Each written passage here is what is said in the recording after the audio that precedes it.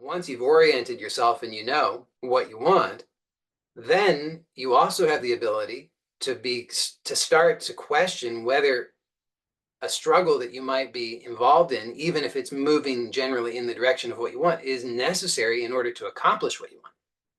So it's also worth questioning, do I need to struggle to accomplish what I want? Might there be some other way that does not necessitate struggle? But again, can't know that until I first know what it is that I want. I have to know what I want before I can orient myself so that I can know, number one, whether a struggle that I might be involved in is actually necessary for what I want. Well, I guess that just sums it up. Is the struggle that I'm involved in necessary for accomplishing what I want? Sometimes the struggle is moving in completely the wrong direction, unrelated to what I want. Therefore, don't waste my time and energy on that struggle. And sometimes I'm involved in a struggle that might, in a general sense, be moving in the direction of what I want, but I can still question whether or not that struggle is necessary. Just because it's in the same direction as what I want doesn't mean that I have to necessarily overcome that struggle to get what I want.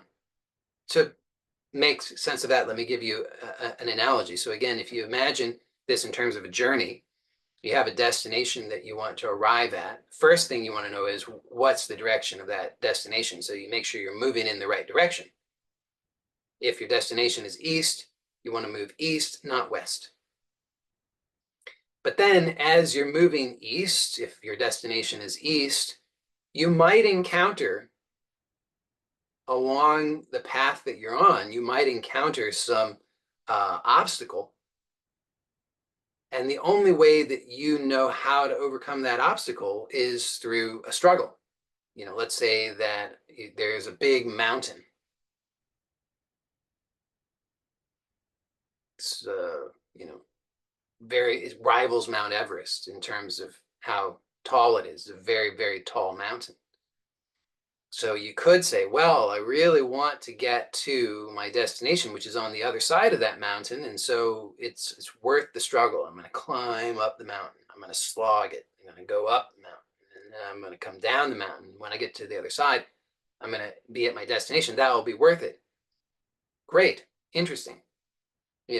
So you're better off, probably, maybe, doing that versus going in the opposite direction, trying to climb up some other mountain that's not even going to take you to where you want to go. However, it's still worth questioning whether you have to climb that mountain in order to get to where you want. So maybe it's a really tall mountain, but it's a narrow mountain. And you could risk trying to climb up and over the mountain, but maybe it's just a half a day's journey to go around the mountain.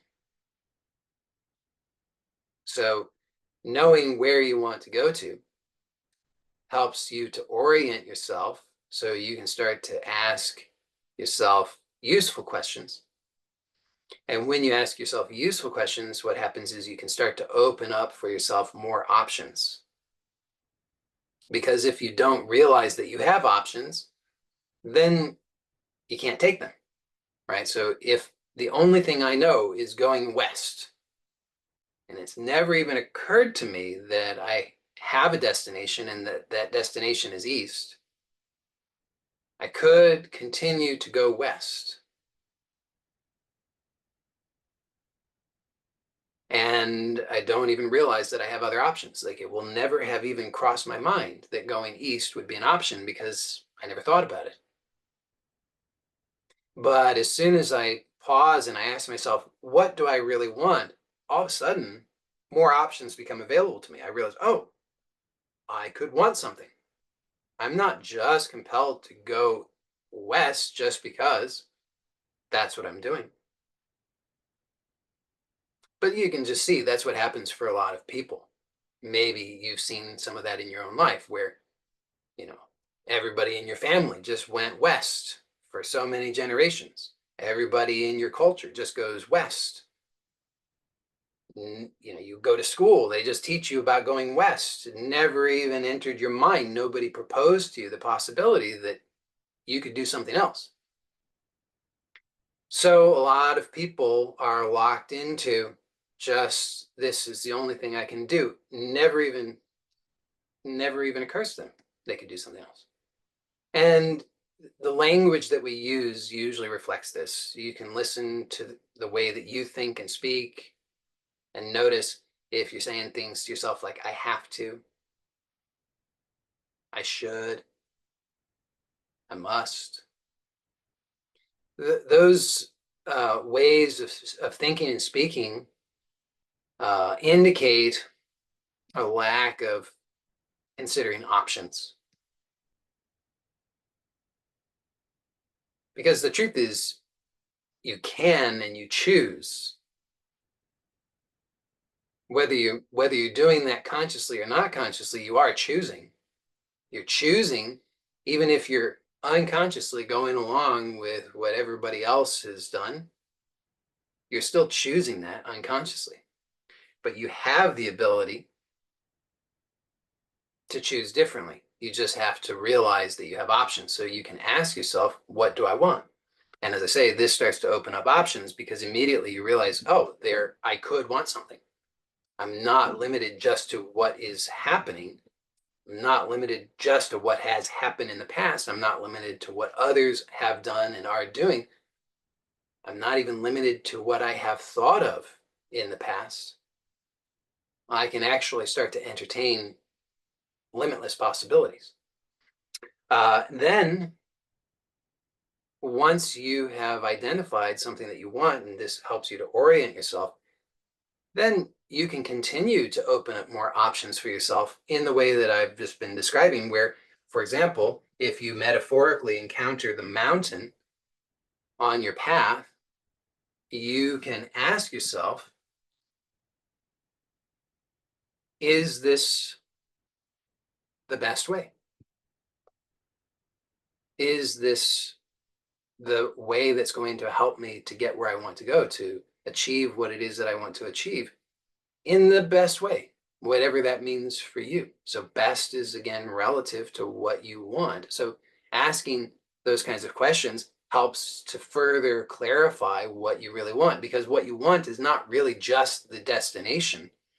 What you want is how you get that. So if you think about it, if you said, I want $1 million,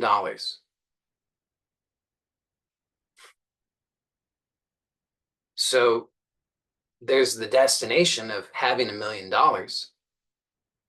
but there's also how you get the $1 million. And along the way, uh, as you're working toward manifesting that goal, hopefully you're going about it intelligently. So you're asking yourself these questions to get more clarity. You realize, well, how do I want to get $1 million? Do I want to rob a bank? Is that what I want to do? It might work. I mean, the probability is pretty small, but could work. But is that really what I want to do? I say, no, that's not what I want to do. Well, then great. So started to realize that there are other ways of going about it. So I can start to think about that. And I can say, okay, well, do I want to work for 80 hours a week for 50 years in order to get $1 million?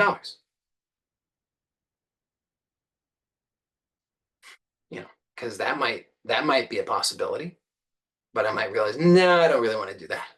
That doesn't sound good.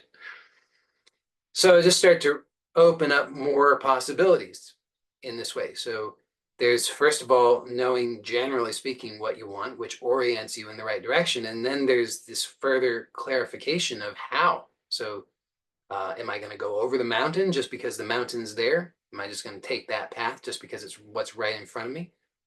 Or might I want to consider some other possibilities because I actually have other options, but I'm not going to be aware of those options or considering them if I don't ask myself some intelligent questions. So this is all just the preliminaries, right? This is just before you can even get to anything else, you have to have asked yourself, what do you want? You have to have some clarity about what you want because this is the only way to actually measure whether you are succeeding or not.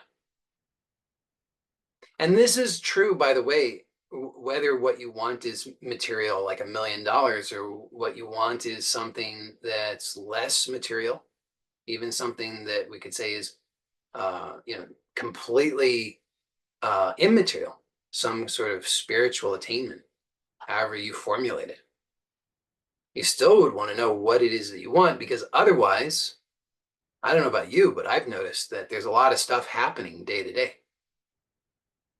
a lot of activity taking place. Seems pretty difficult, maybe even impossible to avoid it. So you're going to be engaged in some kind of action. If you don't know what you want, then your action is unlikely to be aligned with what you want. So, and I'm pointing this out because sometimes people make this mistake of thinking, well, I'll just do nothing. Good luck. How are you going to do nothing? I mean, I tried that. I tried that. At one point I I I had I tried just sitting and not moving for very long periods of time. But even then, there's still activity. You know, I could maybe silence the mind for a little while. Tends to tends to come back online. So there's still some activity. There's thinking taking place, there's breathing taking place, the heart's beating, desires are arising and falling. There's all kinds of stuff happening. So here, from my point of view, there's this incredible miracle happening of this gift of life, of activity, of the ability to have desire, to actualize desire, to learn, to discover.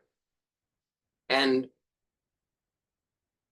I could waste that by refusing to get clarity about what I want. But what is the result of that?